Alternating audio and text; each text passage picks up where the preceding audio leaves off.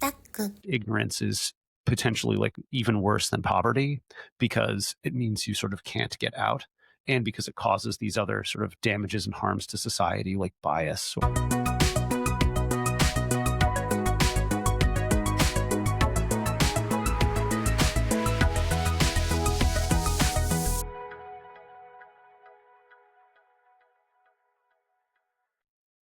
Welcome back to 2M Otak. I'm your host Mayu, a born and raised Japanese non-otaku, and I'm Cisco, an American otaku. in this podcast we share reviews of anime and the manga through distinct perspectives with commentary on Japanese culture, history, and the language. Cisco, What's up? so we've talked about Spy Family, roughly about season 1 and season 2, and then just first episode of season 3 before, but we haven't really got into season 3 yet. That's true. So we are going to dig deep into the world of Spy Family season 3. Let's do it. Before we start, we'd like to hear from you. Share your thoughts, ideas, questions, or even suggestions for what we should talk about. Send us message to the email in the description, or you can use Spotify and YouTube comment section as well. All right, let's do this. So like you said before, season 3 showed the past of Lloyd. Right. Which was like very, very different from other episodes of Spy Family. Oh, yeah. It was intense. Yeah. Yeah. It's like all of a sudden like very emotional and like pretty upsetting. Yeah. It reminded me of one episode of Dan Da Dan when Ayla's episode was so moving and so touching. Right. And the rest was like, like, you know, like a chaos. Mostly a comedy until, yeah. It's like, you know, out of blue, you get hit by lightning. Right. I was like, I didn't see that coming. Yeah. Yeah. I think that's true in Spy Family too. Like it's been such a consistent comedy up until this point that, and it's a comedy where a lot of people get hurt and sometimes die in explosions or assassinations or like other things that are treated kind of casually up until this moment. And then all of a sudden it's very real. Yeah. So yeah, it's sort of interesting to think about it in comparison to all of the people Yor is constantly killing. Sort of like, whatever, that's just what I do. And then all of a sudden, Lloyd's backstory in the war is like, oh, he thought people were dead and it was like a really big deal to him. So are we doing spoilers today or not really? I think it's already too late. Okay. All right. So be careful. Yeah. I mean, there's definitely spoilers here I guess I already said one for Spy Family season 3, but I mean, there's not that much to spoil really. Right. But yes, I will be talking about the plot of the episodes. So you've been reading the manga of Spy Family pretty much from the very beginning. Since it started, yeah. Yeah. So you already knew the story. Yes, I did. And what did you think watching anime? And what's the comparison like? It's really similar. I think one of the things from season 2 was I kept wondering whether they were going to get to the bus jacking in season 2 or not, and they didn't. And so I was pretty sure it would be coming in this season. And it's like an arc I was looking forward to. Both the sort of Lloyd's memory arc and the bus jacking arc are pretty good, and they've adapted them well. So I was happy about this season finally going there and doing some of those good episodes that I know there's in there. Because Spy Family has a lot of good episodes, but it also has some episodes that feel like filler. And the same was true in the manga. Like the manga will be like having a really important storyline and then like chunk it up with like a couple of like episodes about Bondo or something. And you'll be like, wait, what?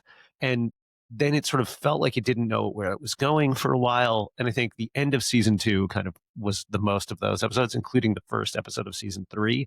And then it kind of got its groove back after it went and did the Lloyd backstory. And it was really good again for another run. And it becomes, I think, actually even better from here. So that's a good news. Yeah, there's like a couple of additional developments that play on some of the things that happened in like the last couple episodes that really start to move the plot forward again. Although we still get these sort of side episodes of like Damien's home life and like, these other things where you're kind of like, was this really necessary? But often it sort of ties back in. And there are more like past episodes that come up for different characters that I'm really looking forward to. But I wonder whether we'll get them in season 4 or not. Like, I don't think they're going to be in this season. Okay. Yeah, there's like a season 2, I think, was sort of like not all, but like most of them filler kind of episode. Right. If each episode finished right there. Right. And if I knew Spy Family is just like that, I wouldn't mind it at all. Because like I love one shots episodes. Yeah. So I would be just happy reading or watching every week. But because they set the story at the very beginning, there's a mission they have to complete. Like you kind of have to wait. Like what's going to happen next? And if it's not coming, what's happening right? So I understand what you said. Yeah, the episode 3, Loido's Past episode was really intense, and then like makes you think like what's going on in the world. Yeah. Yeah, in the history, in not in the past, like right now. Sure. Like what is like, and then what war causes, what war like produce. Yeah. And stuff, and it's really sad. Yeah. Yeah, how Lloyd grew up. Yeah, it's terrible. It is terrible. But like we got to know the relationship between Lloyd and Frankie. Right. Frankie. Yeah. Frankie. Like okay. Frank. Okay. Is there a name? Flank? No, flank means like the side of something. Oh, okay. And like war, especially like the flank of the enemy is like the side of where the enemy troops are and stuff. Okay, I've been living in America for a long time, but still L and the R sounds different. It's still hard to especially when people are speaking Japanese and there is no difference between Frankie and Flanky. Yeah, Frankie, yeah. Yeah, he's definitely, I mean, I don't know. I'm assuming he's Frank, but if it turns out that like canonically his name is actually Flanky, I will be like very tickled. But no, I'm pretty sure it's Frank with an R. Okay. I love the episode how they got to know each other. Yeah, that was cute. And but like they have to connect again, right? Because like they separated. Yeah. And there are like funny episodes in between. I like the episode of Anya and the Henderson, Mr. Henderson. Yeah, Mr. Henderson is one of my favorite characters in the show. But yes, the one where Anya goes, like he's trying to cheer her up about getting a nitrous bolt. And then he brings her to like have the snacks, and then she just walks back out and he's like, education is hard. That's one of my favorite moments of this whole season. Can you relate to the phrase? Oh yeah, definitely. I mean, I don't teach little kids like that, but like, yeah, I think when you teach little kids, even more so. Right. I remember you telling me the like reasons why you didn't go for like teaching little kids. Past a certain age, like they don't understand things in the same way, and you kind of can't make them be logical about stuff with words. Yeah, they're kind of like run by their emotions, right? And you can't like talk them out of ideas and stuff. Like they just do it before like consulting anybody. And when they're older, you can reason with them and be like, you are in trouble for these reasons, and they're like, yeah, I know, as opposed to like littler kids where you're like, you can't do that, and they're like, why not? And you explain it and they don't understand. So, I mean, it's like I have worked with little kids. I taught second grade briefly, but I find it easier to work with older students. I'm the opposite. I like dealing with little kids than like older kids. Right. Because I don't know, like I'm more like generous. That's a nice thing to say. Generous. Like I'm more like how do you say this? Patient with little kids. Like, yes, you are. I know you're little. It's okay. You don't have to know everything. Right. So I can be more like good about it. But like if the like kids who can talk and who can understand, like don't respond me back, I get so furious. Interesting. It's like, God, why you understand me? Yeah. Well, we make a good team. Yeah, I guess so. Yeah. Okay. This is a little bit trivia. So in this like fourth episode of Anya and Mr. Henderson, they walk the whole way, and then Mr. Henderson is like explaining the alumni. Imperial scholars. Yeah, and then like with portraits, right? Right. And there's one scene that shows portraits of voice actors. Yeah, that's so cute. Of Lloyd, Yor, and Anya, and I think director too. Yeah, I think there's some other people, but a lot of the, I guess would not, yes, a lot of the images that are shown on that Hall of Imperial Scholars are people who are Seiyu on the show. Yeah. Which is great. I thought that was very sweet. Yeah. Yeah. There's an episode that you meet Damien's mom. Yes. Yeah. That episode was good? Good. That's not a filler episode. Uh-huh.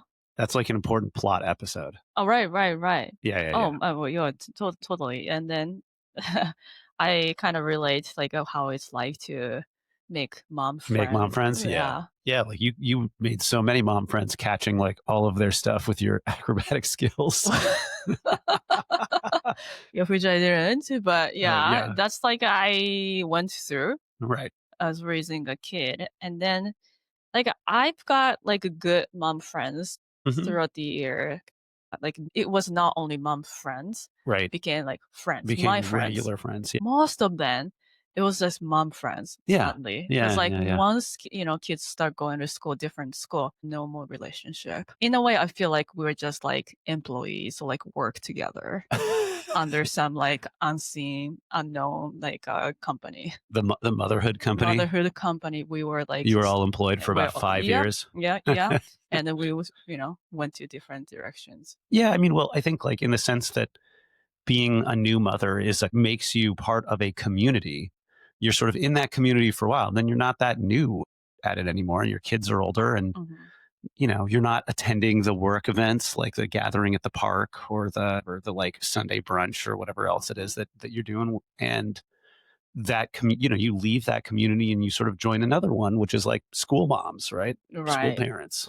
So I kind of really can relate to your. you can really relate to your. Yeah, I was gonna wonder whether your intentional being like, yeah, I feel like you're in this particular group. I was Yeah. like, yeah, I can. Yeah. Yeah, I can kind of see that. Okay, no more comment about this. All right. And then let's talk about the latest episode we watched, which is as Bus Jack, Red Circus. Yeah. What did you think about this episode? I love this part of the story because I think it showcases a lot of the like kids acting in really cool ways, and so I enjoy this arc, and I really like the story of the main guy and his daughter, and her sort of like insistence on fighting for her beliefs, and him being sort of inspired by that, and then eventually being like, I knew they were taking the wrong path, but I couldn't kind of get off of it. So I like the whole story. This though, like brings me to sort of one of my overall. I don't know. If this is a complaint. It's just like a thing about it that limits a little bit what I think the story is trying to say. So the whole Austania Westalis thing and the fact that they're living in a city called Berlin and stuff really sort of implies, and like the backgrounds of the characters and everything else, that they're sort of playing off the split between East and West Germany in like the 1980s, basically. And I guess maybe I don't know enough about East Berlin to really say this, but it feels like they're living in East Germany because there's a state security service, right? Like like a communist tell on your friends and we're going to bust you type state apparatus going on. But the city they're living in feels more like a West German city because people have money and there seems to be a lot of capitalism and, Black Bell has like all this money and stuff. It feels like an East Germany that's also capitalist. And so, like, some of the bad guys, like the terrorists, Red Circus, even in their name, Red implies that, like, they're the communists. And so that makes you think, well, are we in, like, West Berlin and actually, like, everything is reversed? But then it's sort of, then the secret, the state secret service doesn't really make sense. So I get that, like, it's a fictional country and it's all made up, but it feels divorced from our reality in that it feels like both Ostania and Westalis are somehow capitalist. And that makes it like harder to kind of understand the motivations of some of the people in the show. Like it's like it feels both based on reality, right? In the East and West Germany thing, and then not actually set up the same way that reality was set up. And so the idea of like him being maybe a communist, right, who like wants peace, justice, or maybe he's not a communist, and the Red Circus thing like doesn't really work. It just feels like a weird attempt to try to balance these different ideas in ways that is sometimes sort of confusing, or like when you're thinking about like what is Red Circus fighting for, right? I think the daughter talks a lot about some people not having enough to eat or the government being corrupt. Like, is she a pro-democracy protester or is she like a socialist protester? And why did they pick the name Red Circus if they're like not a left-leaning group, right? Like there's just a lot of like questions. And like orientation of the government that Yuri is working for in particular doesn't make a lot of sense. And it really seems like Twilight and everybody else from Westalis is like the more capitalist side. But then like the wealth and prestige present in Eden Academy doesn't really fit with the rest of the sort of story. So anyway, that's my very roundabout way of saying I really like this anime a lot, but sometimes I'm not sure if it's like how much it's trying to consciously model the Cold War era or like what it is trying to say about society other than war's bad and terrorism's also bad, which feel like very easy to agree with statements. It was another like serious, sort of intense episode. Yeah. But like Anya being just Anya, and then Right. there are funny moments as well. But the daughter and the father's relationship, Anya kind of solved the problem, I guess.